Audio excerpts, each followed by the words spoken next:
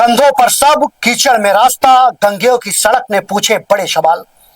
गंगेय number 2 से सामने आई यह तस्वीर सिर्फ एक खराब सड़क की कहानी नहीं है, बल्कि यह तस्वीर सिस्टम से एक सीधा सवाल पूछ रही है।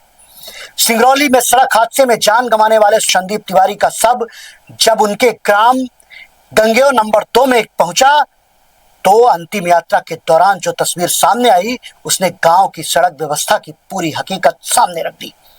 मुख्य मार्ग से घर तक करीब 1 किलोमीटर का रास्ता इतना बदहाल है कि ग्रामीणों को खेतों और मेड़ों के सहारे कीचड़ भरे रास्ते से सबको कंधों पर उठाकर ले जाना पड़ा।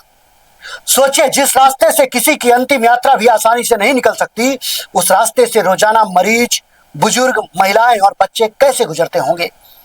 गंगेय बीएसएनएल टावर के सामने लालगांव मोड़ से अंदर जाने वाला यह रास्ता ग्रामीणों के लिए रोज की परेशानी बना हुआ है। अब सवाल यह है कि मनगवा विधानसभा क्षेत्र के गांवों को आखिर पक्की सड़क कब मिलेगी।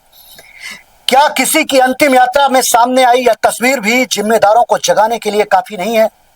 ग्रामीणों ने रीवा कलेक्टर नरेंद्र कुमार सूर्यवंशी से मामले को संज्ञान में लेकर सड़क का निरीक्षण करने और जल्द स्थायी समाधान की मांग की है, क्योंकि सड़क सिर्फ आवागमन का रास्ता नहीं होती, यह किसी मरीज की जिंदगी तक पहुंचने का रास्ता है, किसी बच्चे के भविष्य तक पहुंचने का रास्ता है और किसी परिवार की अंतिम यात्रा को सम्मान देने का रास्ता है। अब देखना होगा कि गंगेय नंबर 2 के ग्रामीणों को सड़क कब मिलती है, या फिर यह कीचड़ भरा रास्ता यूं ही सवाल पूछता रहेगा।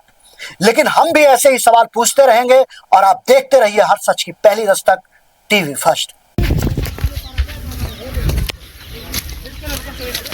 ये हमारे मध्य प्रदेश के रीवा जिले के गंगेय ग्राम नंबर 2 पंटान टोला का विकास है, जहाँ एक पार्थिव शरीर को ले जाने के लिए हमको घुटने भर कीचड़ में जूझना पड़ रहा है और वर्षों व्यतीत हो गए। हम अभी 80 वर्ष स्वतंत्रता दिवस का उत्सव मनाए हैं। 80वां स्वतंत्रता वर्ष। विकास इस तरह देश में चल रहा है। हम बहुत पीड़ित हैं, बहुत व्यथित हैं। हम अपने जन्म स्थान में अंतिम संस्कार के लिए इस तरह का संघर्ष कर रहे हैं। ये हमारा विकास है। इसी तरह जीवित व्यक्ति ही अगर किसी दिन बीमार पड़ेगा तो निश्चित रूप से स्वास्थ्य केंद्र तक मुख्य मार्ग तक पहुँचते निश्चित रूप से मृत हो जाएगा।